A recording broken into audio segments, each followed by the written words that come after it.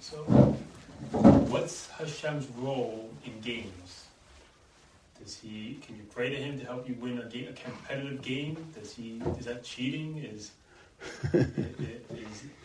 Does he let you, just you and he stays away? Then do I say it's me that won?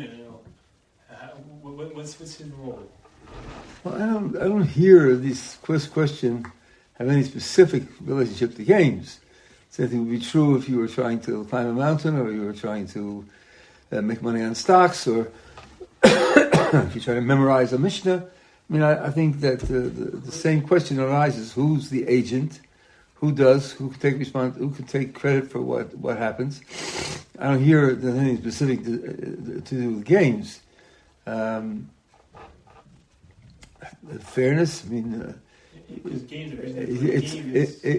you think it's unfair that he's praying, then fix it by you also pray. Then it won't be unfair.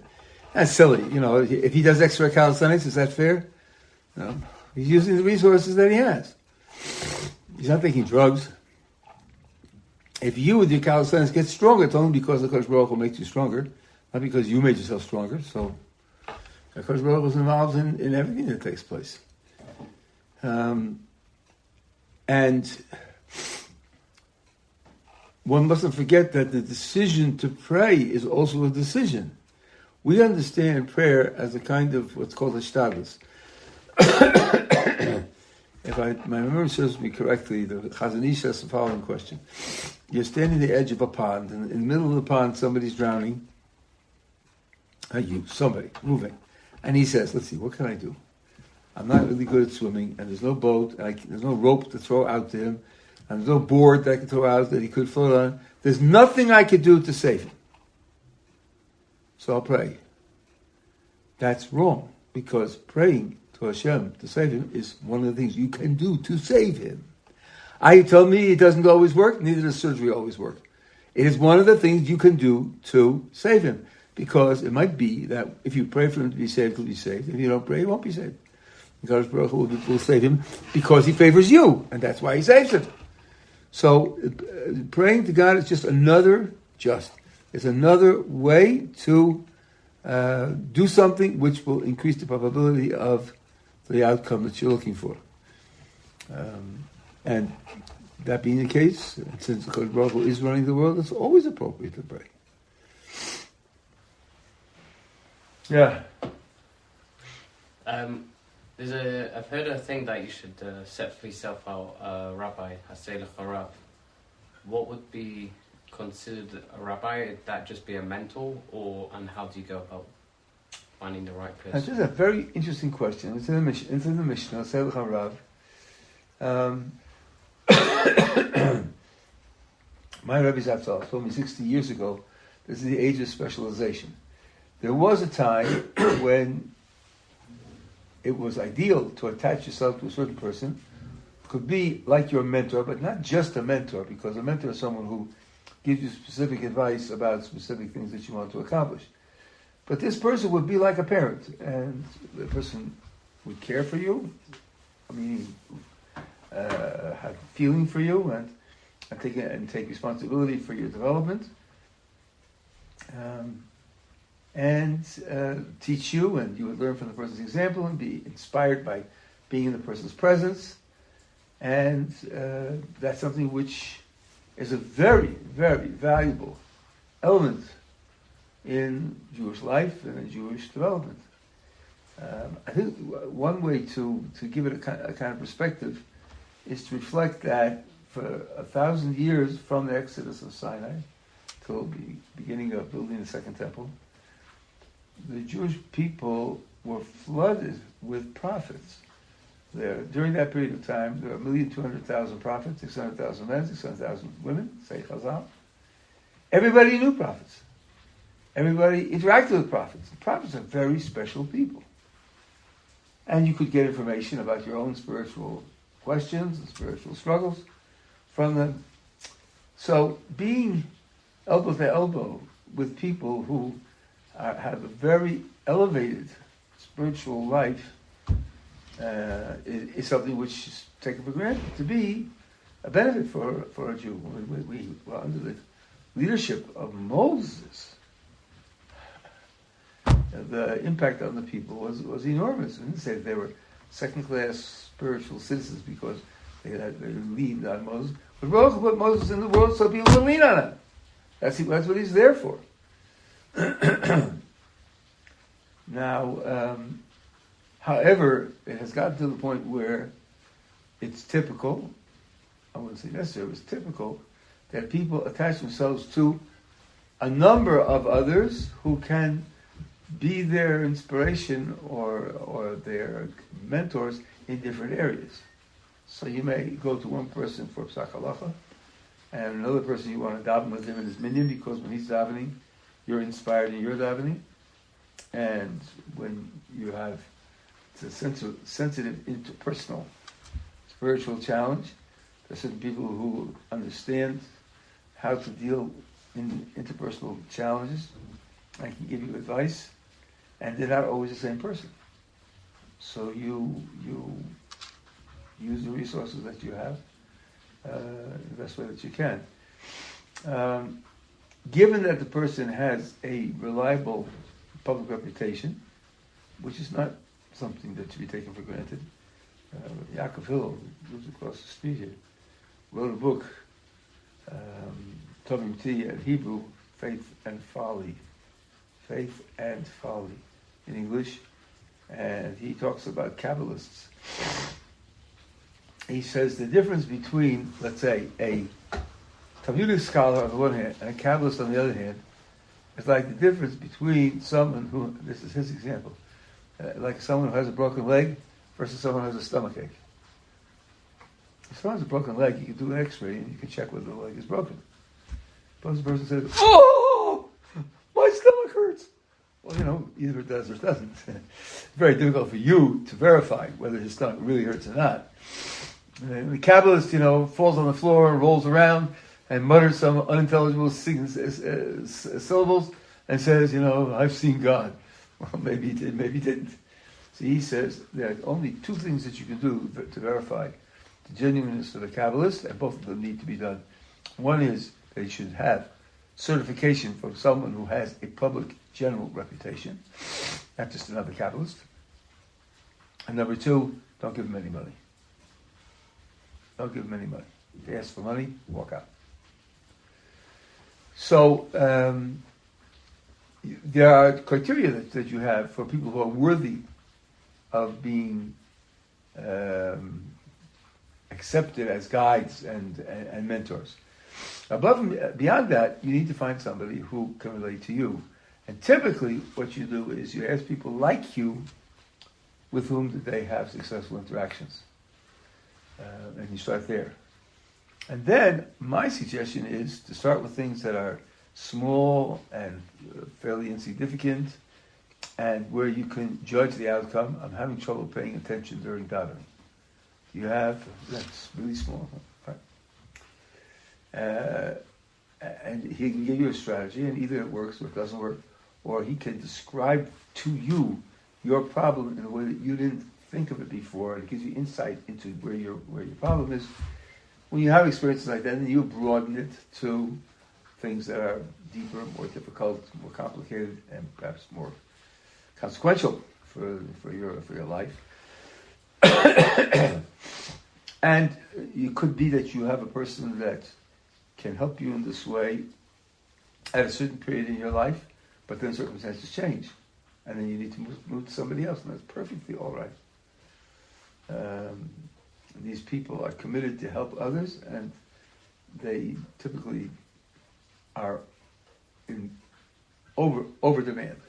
So that if somebody feels that he needs to do something else, they will not mourn, for the fact that it was extra time. I know my Rabbi Zatzal had a certain standard of Hasidus, how he related to his Hasidim. They say that there are three different, this is very sketchy, three different types of Hasidic Rebbes. One who drives the wagon and invites you along to go along for the ride. The second one sits in the back of your wagon and tells you how to drive. And the third runs an inn where, when you need rest and refreshment and and inspiration and advice, you stop, but then you go out and drive your own wagon. And there are different types of Hasidus. The Rebbe Zatzal was of the third type, which he identified as Polish Hasidus. You have to drive your own wagon. And he did attract people who, in the beginning of their spiritual development, wanted to be told when to tie their shoelaces, and when to blink, and when to have a glass of milk. And he said, you don't want me. I don't do that. I don't do that. I don't believe. And not that the other types of relationship are wrong, or deficient in any way. A person has to know his strengths and his weaknesses and his needs, and be honest about that. But it's not what he does. So you have to find someone who fits your spiritual needs and who can inspire you in that way. If like one's family who has become more religious over time, in the sense that they keep kashrus and Shabbos and holiday Yom Tovim, but they like a mother would sometimes look at this secular married guy in the family who makes a good parnasa, and they would make the argument many times, you should be like him, look at him, making money, making this, making that. How could one make their parents, I guess, see more the Torah aspect, see the beautiful learning, see the good they're doing in that sense? Wow, that's a difficult question. Because it will depend upon the personalities of the people in particular, but let's see if I can say anything useful in general.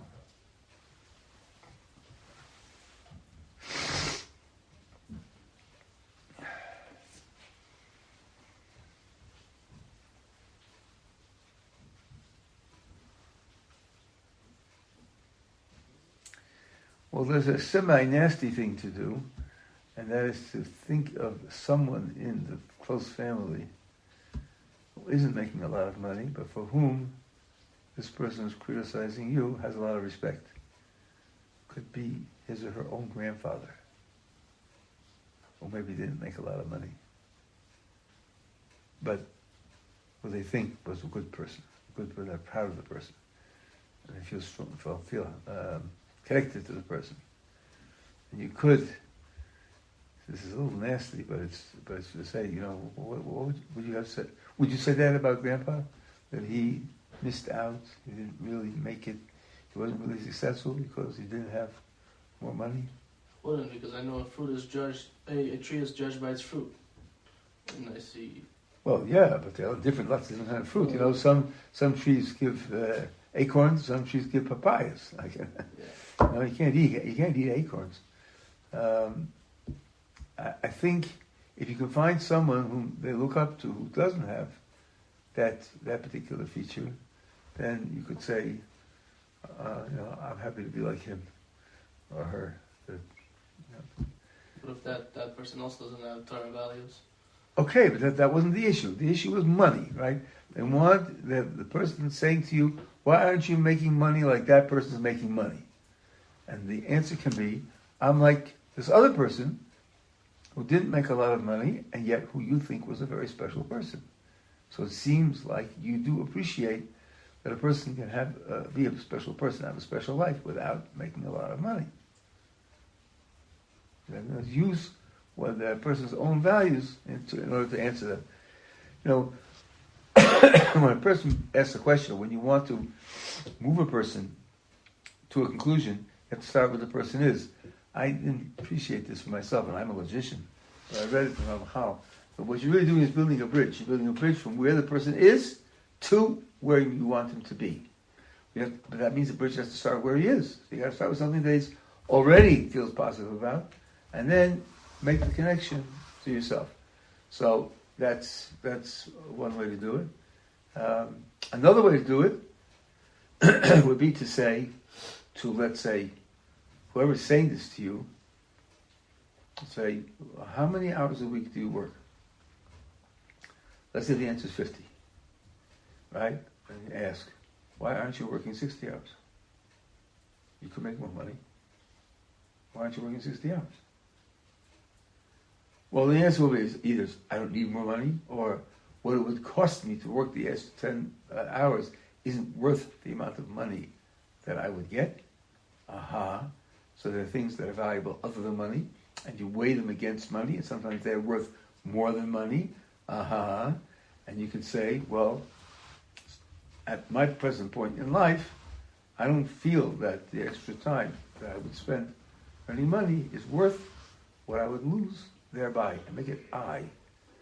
Not to say, and you should know better because this is more important. You're not likely to get a friendly reaction if you try to tell them how to think and tell them what to value. But if you speak it personally, in my present circumstances, I value what I'm accomplishing by Torah study more than the extra money that I could make. Then what are they going to do? Attack your own valuation, your own priorities? They could, but at that point you ask for equal time. You're doing what you think is important for your life. I'm doing what I think is important for my life.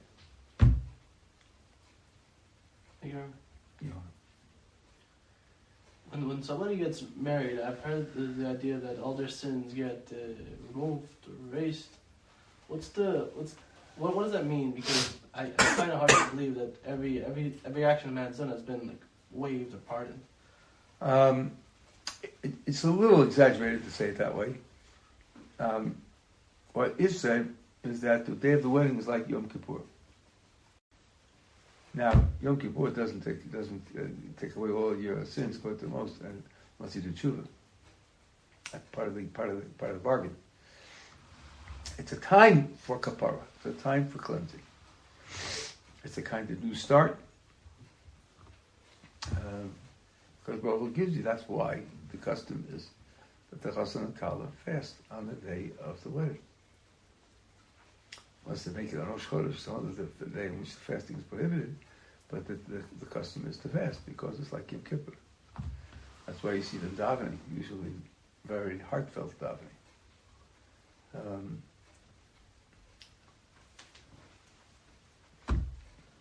In a certain sense, it's like a rebirth because neither a man nor a woman is what we would call a complete human.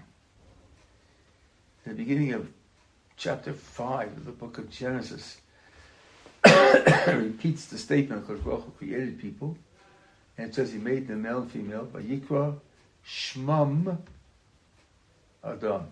He called their name Adam, not his name. The word Adam officially applies to the combination of male and female. That's what Adam is. And it means that a male and a female who are disconnected from members of the opposite sex aren't fully human. And it's not equal because, I'll tell you something that came to me just yesterday. I have to tell you. Things never stop coming in. The Gemara Yevamah says that an unmarried man really is the disaster area. He has no holiness and no purity and no Torah, and isn't a man. It doesn't say that about a woman, it just says about a man. So when he gets married, boy, that's a big step up. He becomes available to have things like Torah, and he becomes a man. So I realized, maybe this is obvious to everybody else, but I realized yesterday, there's an explicit verse in the Torah that says so. Well, explicit, almost explicit. But the meaning is there because it says that she's created Ezer Kenegdo, a helper, corresponding to him or against him, whatever that means, a helper. For whom do you create a helper? Someone who needs help, hey? Isn't that the one you create a helper for? No, it is her helper. She's his helper. That must mean he needs help. And Gemara Yevamah is just expressing the ways in which he needs help because he's missing very important things. So it's getting to the point where you come fully into existence, and that's like a rebirth. It's like a new start. So the idea of being able to start over vis-a-vis your spiritual past and go forward with a clean slate is also part of it. So follow up on that. I've heard a lot of people around the yeshiva discussing that they don't want to get married yet because they want to learn more Torah first, want to get more of an understanding, or they want to be able to finish a Masechta of Gemara. What would the Rabbi say about learning Torah holding you back from getting married? So it's a very tricky combination. It's something that I'm not equipped to really give a judgment on, because I don't know all the variables delaying marriage because you want to get to the point of more learning. But I do have one observation. I'm sure there are a dozen more that are equally important. And my observation is this. First, ask yourself, what kind of woman do you want to marry? And make a mental inventory of the kinds of qualities that you would like your wife to have. That's so you'll know what you gave up on when you get married. And well, it's something that you can look for, hope for, and pray for, and so on and so on. Okay, that's step one. Step two, picture this woman in your mind, and then ask yourself, who is she looking for? What is she looking for in a husband? And then ask yourself the third bitter question, do I have the qualities that she's looking for in a husband? And often the answer is, I don't think so. And then the goal is to make yourself into the kind of person that the woman you want to marry would want to marry. And I think maybe that's what's motivating some of these guys. If I haven't finished the Masechta, what woman would look at me? If I finished the Masechta, a different class of woman would look at me, and I want to be married to a woman in that second class. So he pushes himself to move up in that regard. I think that is a genuine reflection. Of course, learning is endless, and it's true that the more you know, the more you realize how much you don't know. That doesn't mean you didn't make progress. But if you feel inadequate on the grounds that you don't know, there's a part of you that feels more and more inadequate. But so what? That's life. That's what it means to grow in Torah learning and understanding. So that's the way it goes. Yeah. In my circle, in my society back at home, the weddings in my community and we're always like mixed seating and everything. And as I'm here for a while and where I am in life, I feel that I want, like, when the day comes, I want separate seating. But my parents, like, for example, my mother is the type of woman who would feel like, look, how are other people going to look at me? Look at the kind of wedding I'm going to throw. What is this mixed? It's like a foreign idea to them. Would the mitzvah of me pushing for it, is it like overruling? I want to, because I want to, when the day comes, I want to do separate seating. Does the Rabbi have any advice on how to approach that?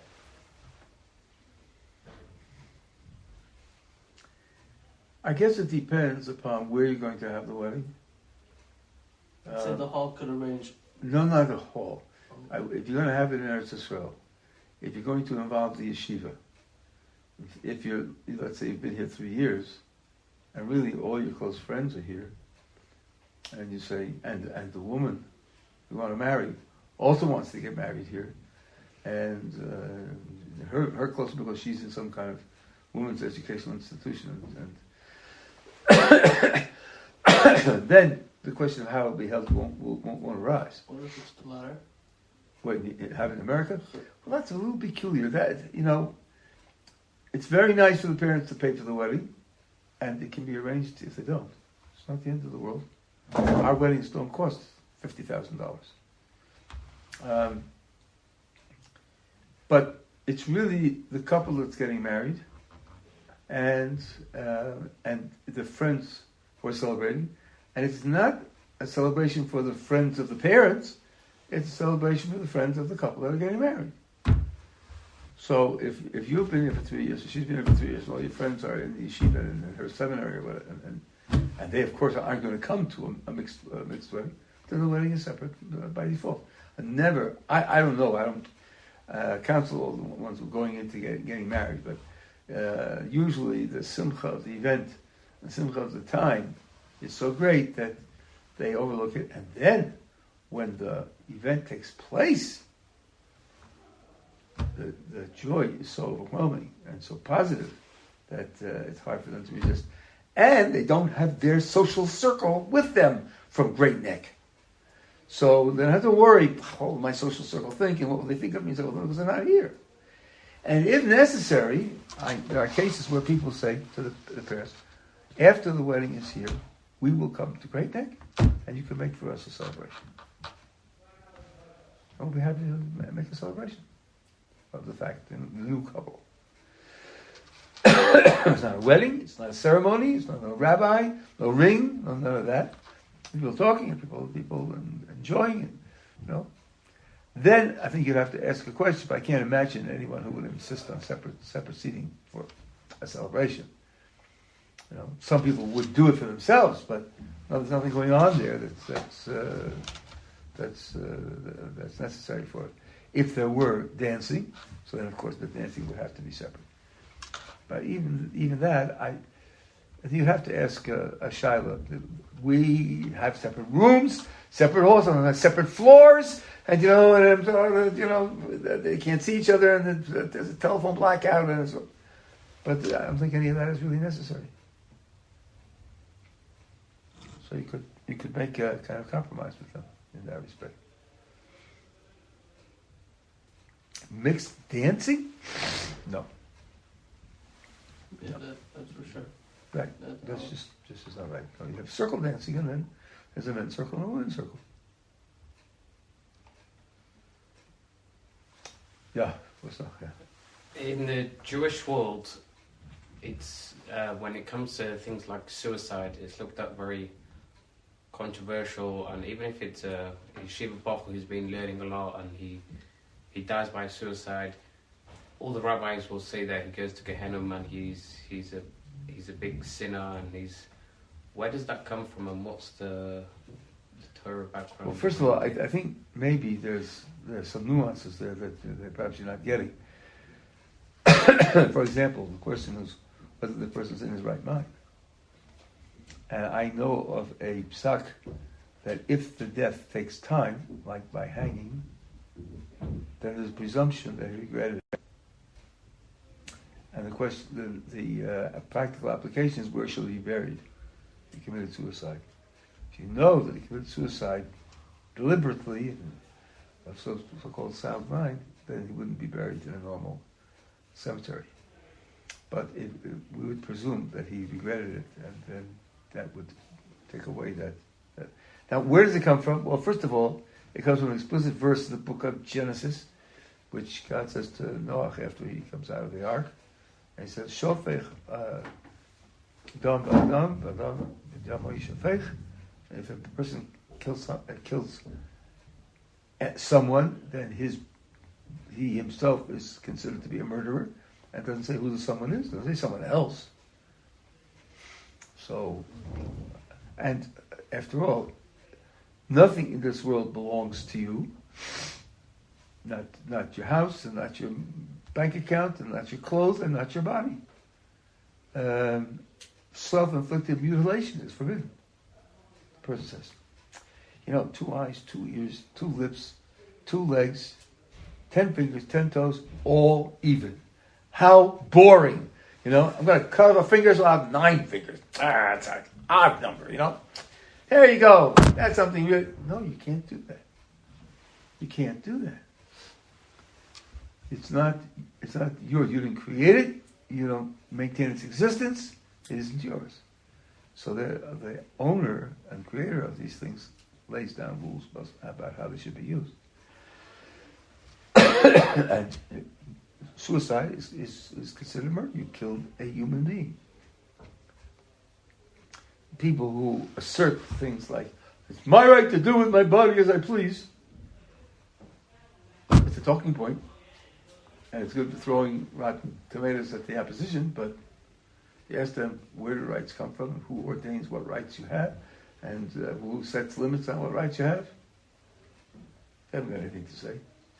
It's a talking point, like so much so-called dialogue is today. It's just yelling and talking points at the other guy.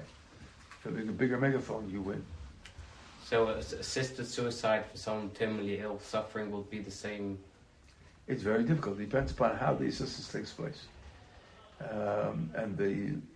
I'm not well schooled in this, and I there are lots of subjects I know, but I do know one case is very dramatic.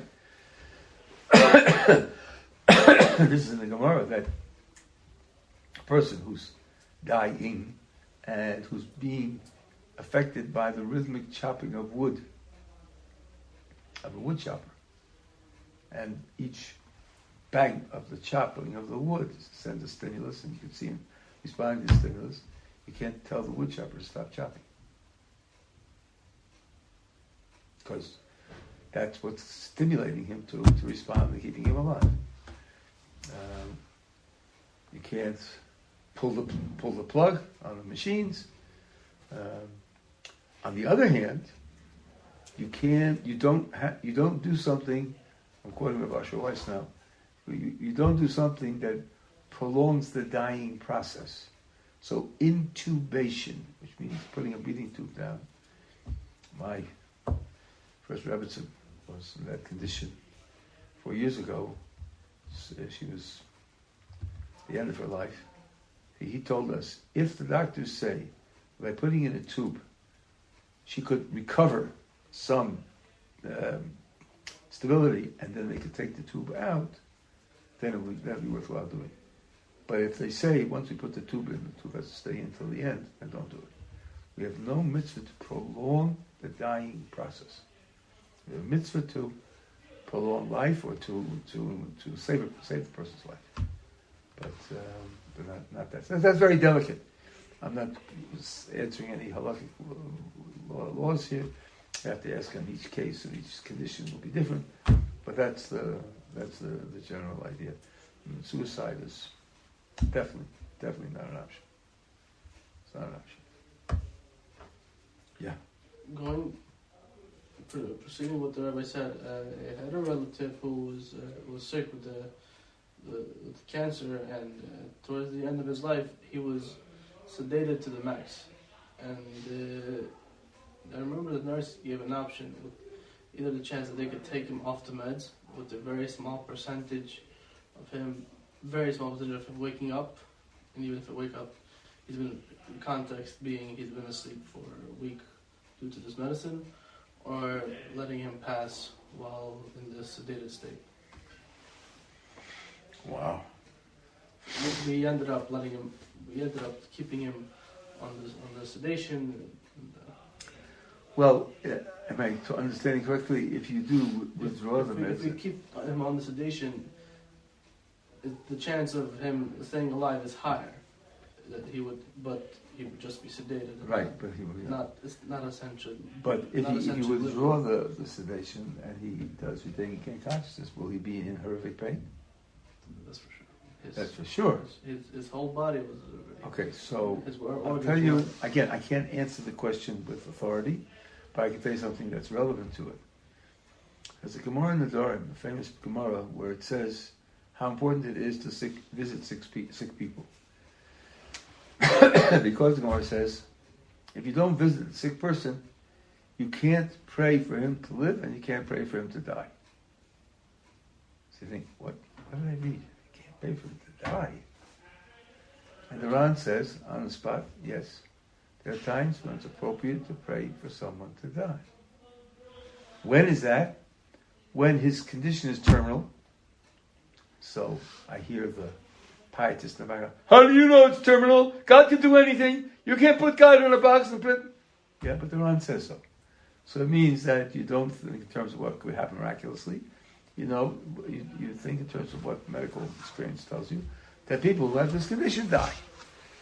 And he's in pain, in considerable pain, then it's appropriate to pray for the person to die. My Rabbi Zatzal asked Rav Shach, Zatzal, why is it appropriate to pray for him to die? And Rav Shach answered as follows: he is undergoing a nisoyon emunah, a test of his belief and trust in God, and you are praying that he should be released from that test.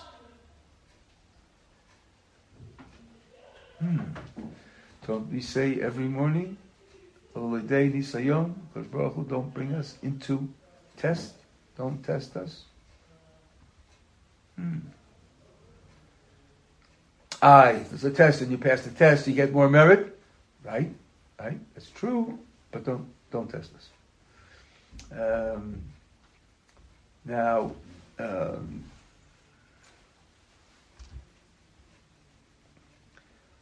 Gemara learns this from a famous incident. Rabbi Yehuda Nasi, the compiler, he and his best of the compilers of the Mishnah, at the end of his life was in precisely this condition. He was suffering some kind of intestinal ailment, and it was terminal, and the pain was very difficult. And the yeshiva was praying that he should live. And by contrast, his own personal Shivcha Knanis, Canaanite servant, slave, was praying he should die. Now, of course, with the yeshiva praying that he should live, her prayers couldn't be effective. So she went up on the roof of the yeshiva, and she found a large stone there, pushed it off the yeshiva, and it fell into the courtyard with a big clatter. And the yeshiva ran out to see what happened, and she prayed, and her prayers got through, and he died. And the sense of the Gemara is that she was right and they were wrong because of the condition that he was in. And the Ran brings this story to explain what the Gemara in the Dori means, that if you don't go to visit the person, you can't pray that he should live or that he should die. Of course you can pray, but it's not effective. There are times when it's appropriate to pray that he should die. So now, applying that to your case, you're talking about a person who's sedated and who has no conscious reactions. We don't know what's going on in the soul, but has no conscious reactions. And that is preventing, as far as we can tell, the pain that he would feel. And now the question is to remove the sedation and he recovers consciousness and be in excruciating pain. I think there's room to say that one shouldn't do that. Because if you would pray that he should die so as to escape the pain, you certainly don't want to do something to impose the pain on him. So unless he had given instructions to the contrary, I think that was the right decision to make. And by the way, having gone this far, I have a Talmud whose wife's father signed one of those agreements, no drastic means to keeping alive and so on and so on. And he was in the hospital and he had some kind of episode, he was unconscious. But she went to that city, to the hospital, and the doctor, he should be blessed, said to her, "Did your father sign one of those documents?" And she said, "Yes." And he said, "Okay, I know what it means. I'm asking you, what do you want?" He could have lost his job. When you sign that document, you're unconscious, you die. Period. Collect the insurance and get it out of there and get another patient in to get more insurance. There's no mercy. He asked, "What do you want?" And she said, "I want him to be saved in any way that she can." Fine. They were able to bring him back. And he lived another 2 years, 3 years, something like that. And he had consequences from the event. He wasn't fully functional, but he said, if I had any idea that when I signed that document, I was signing away this life, I never would have done it. But they don't tell you that. They tell you will have no consciousness, and you'll have pain, and you'll have no ability to do anything, and you'll be a burden on your family, and so they tell you all the negative consequences. And they don't tell you what you're signing away. And he lived through it, and he said, if I had known that that's what I was signing away, I never would have done it. So all these things have to be taken into account, and the Rabbanim are aware of these things. They're aware that they deal with these questions all the time. Their life and death questions, they deal with them all the time. That's why you need to be, if you're facing something like that with a relative,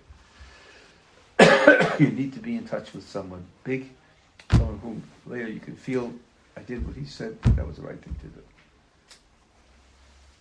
Yeah. Interesting question. Is a Jew allowed to sell himself as a slave nowadays? So far as I know, slavery is not an option nowadays in particular, because he's supposed to go free in the Jubilee year. We don't have the Jubilee year, so we don't have that aspect of the institution available. So I don't think there's such a thing as an evidently in our times. But it's a legal technicality. It's not as if that should be taken to say that there's something illegal about the procedure. It is a second-class procedure because especially if the 6 years goes by and he decides to stay with his master, which he can do, and then get the hole in his ear, have it nirtza. So it says that you do it in his ear because the ear that heard that the Jewish people are mine, they serve me and not others. That ear is the one that should have a hole born in it because of, and mezuzah, the same thing. But it's definitely a Jew taking a big step down in his spirituality and in his service of the Kodesh Baruch Hu. In particular, it has what's the right word? The degraded consequence that he can live with a Canaanite slave woman, which otherwise would be absolutely forbidden. So he's compromised his personal status. So it's really a very bitter position to be in. To do it for yourself when we did have the ability to have slaves, it's permissible. That something's permissible. But the fact that something's permissible doesn't mean that we celebrate it. Divorce is also a mitzvah, and it's certainly permissible. We don't celebrate divorces. So, similar attitude. I was in a conversation with some people like a week ago, and he was talking about same sex and a man liking somebody of the same sex.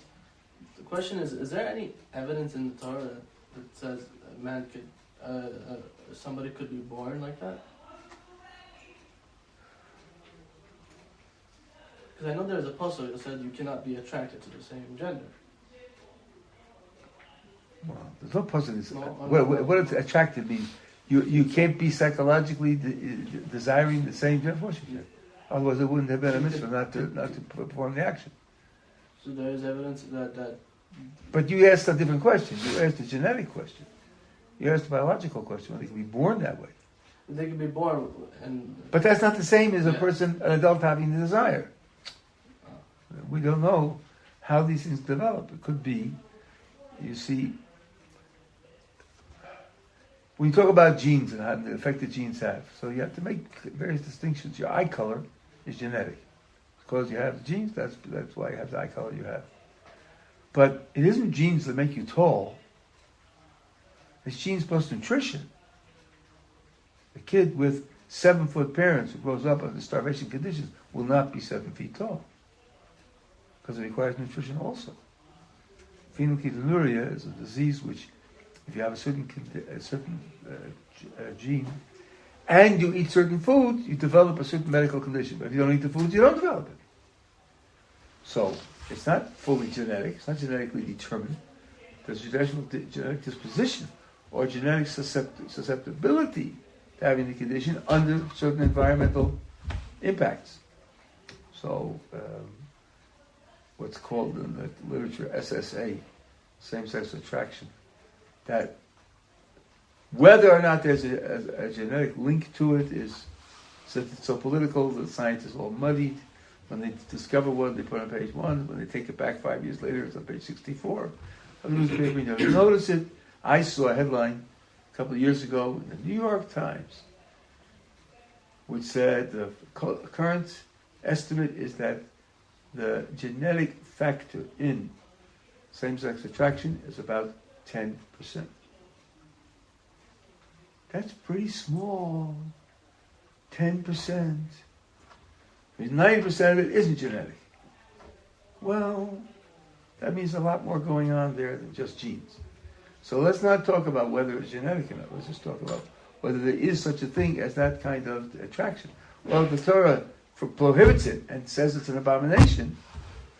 It doesn't say that about eating rocks. It's something which apparently can happen to a person. Maybe it happens through victimization, which could be, but it can happen.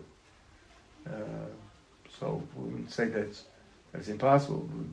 In other words, you don't want to say that everyone who claims he's attracted to the same sex is lying. No, there's no reason to think that. Question: what do you do with it?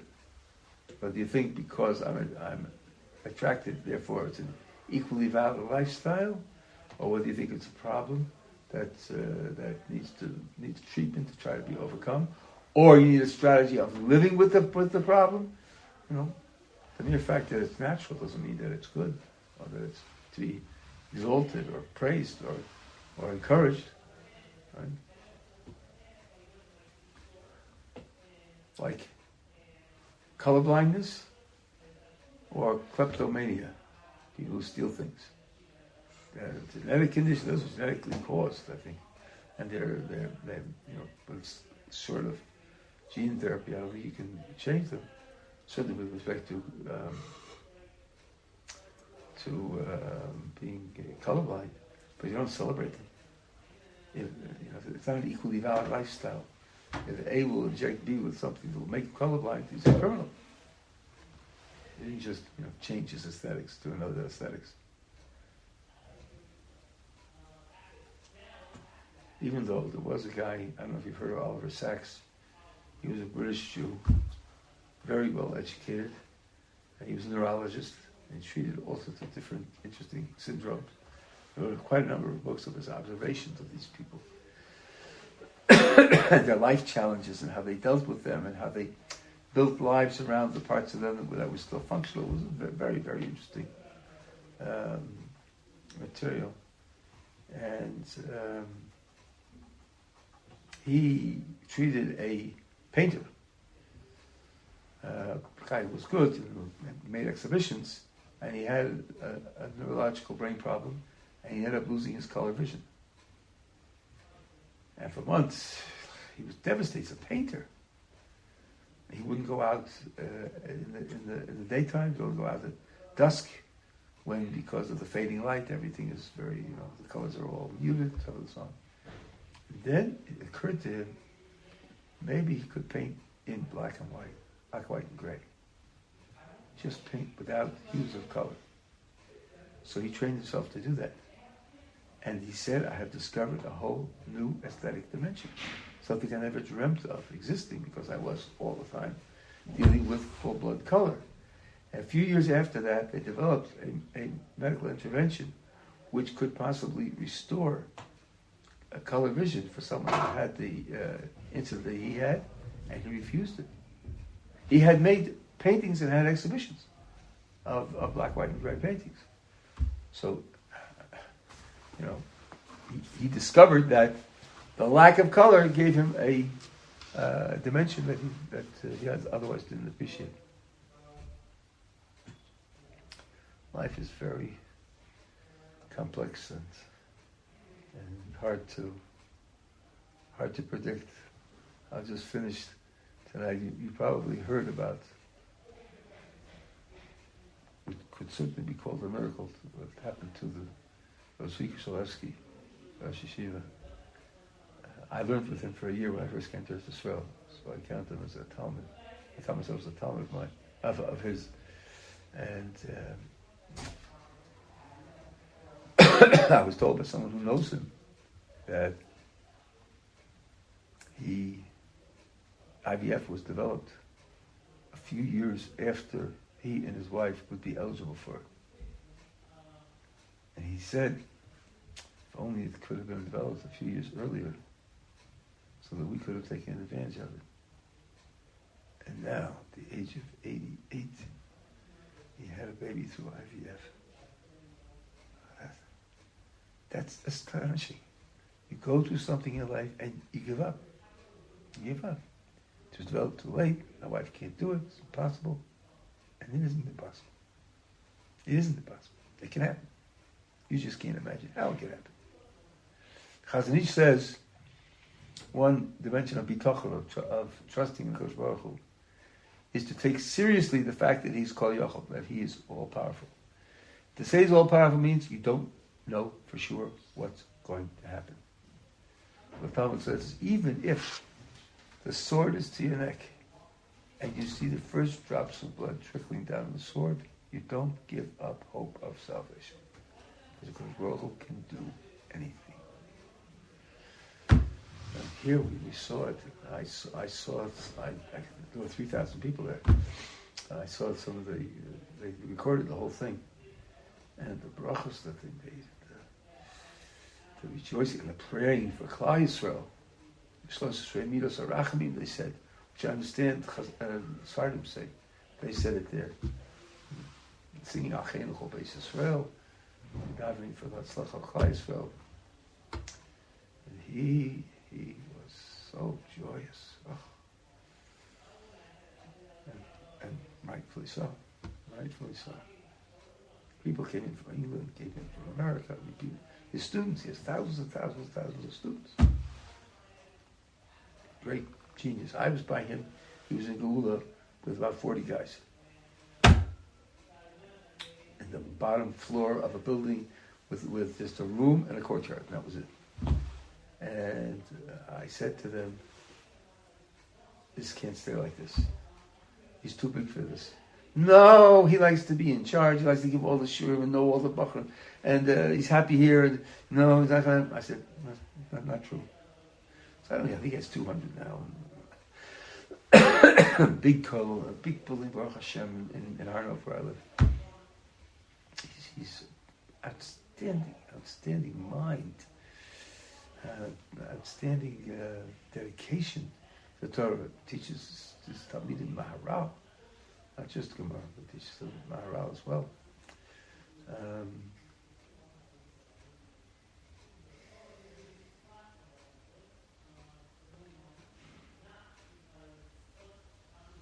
All right.